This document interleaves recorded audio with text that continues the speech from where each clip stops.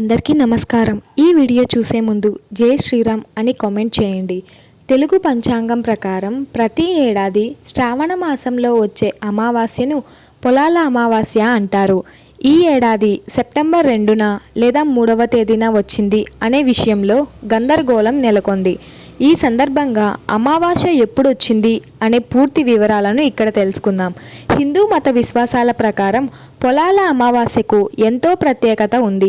ఈ పర్వదినాన పూర్వీకులను స్మరించుకుంటూ వివాహిత మహిళలు తమ సంతానం కోసం పిల్లల యోగక్షేమాలను ఆకాంక్షిస్తూ వ్రతాలను ఆచరిస్తారు. తెలుగు పంచాంగం ప్రకారం ఈ ఏడాది సెప్టెంబర్ 2వ తేదీన అంటే శ్రావణ మాసంలో చివరి రోజున సోమవారం నాడు పొలాల అమావాస్య వచ్చింది. ఈ సందర్భంగా ఈ పవిత్రమైన రోజున శుభముహూర్తం ఎప్పుడొచ్చింది, ఈరోజు వ్రతాన్ని ఎలా ఆచరించాలి అనే ఆసక్తికరమైన విషయాలను ఇప్పుడు తెలుసుకుందాం. శుభముహూర్తం. శ్రావణ అమావాస్య తిథి సెప్టెంబర్ 2వ తేదీన తెల్లవారుజామున 5:22 గంటలకు ప్రారంభమై మరుసటి రోజు అంటే సెప్టెంబర్ 3 మంగళవారం 7:25 గంటలకు ముగుస్తుంది. ఉదయం తిథి ప్రకారం సెప్టెంబర్ 2వ తేదీన అమావాస్యను జరుపుకున్నారు.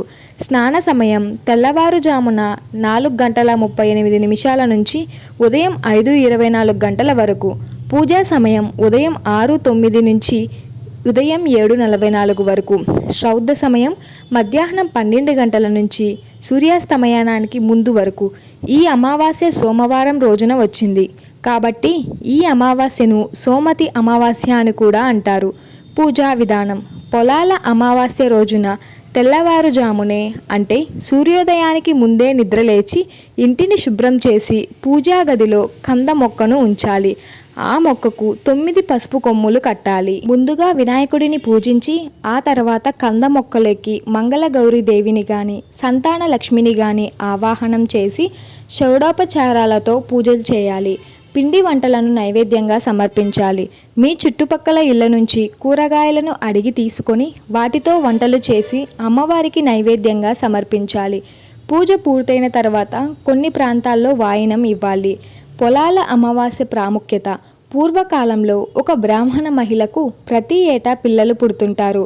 అయితే ఏదో ఒక కారణంతో మరణిస్తూ ఉంటారు. పుట్టిన కొన్ని గంటల్లోపే మరణిస్తున్న బిడ్డల్ని చూసి ఎంతో దుఃఖంతో ఆమె ఊరి వెలుపల ఉన్న పోచమ్మ చుట్టూ ప్రతి సంవత్సరం పిల్లల్ని సమాధి చేస్తూ వెళ్తుంది.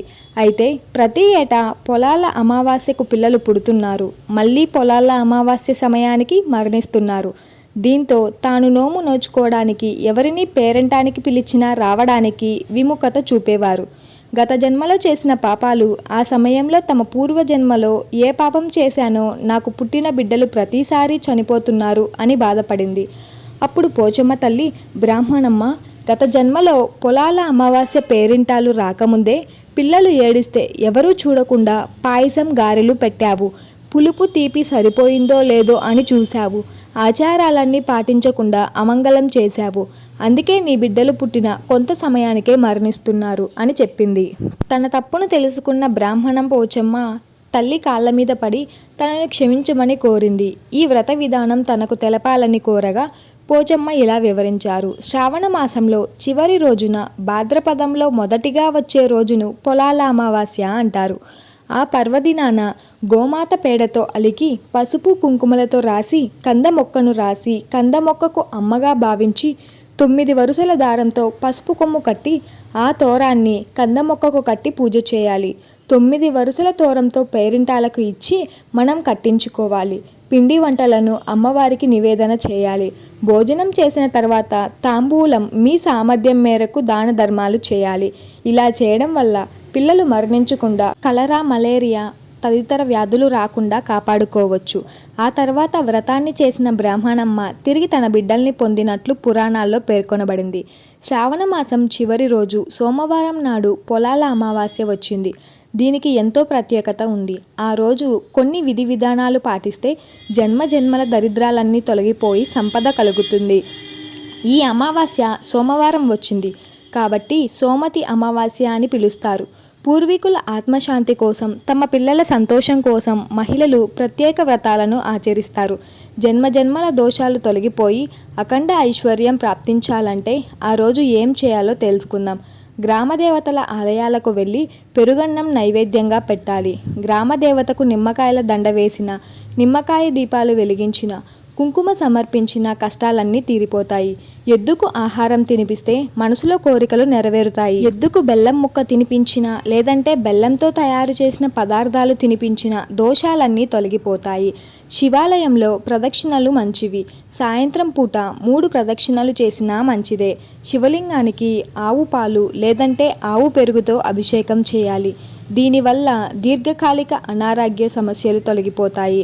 అభిషేకం చేసే సమయంలో బాలాంబికేశ వైద్యశ భవరోగ హరేతిచ అంటూ 3 నామాలు చదవాలి.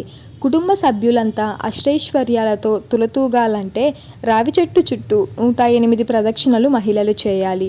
ఒక్కో ప్రదక్షిణకు ఒక్కో ఎండు ద్రాక్ష లేదంటే ఎండు ఖర్జూరం ఉంచి చేయాలి. ప్రదక్షిణలు పూర్తయిన తర్వాత వాటిని భక్తులకు పంచిపెట్టాలి.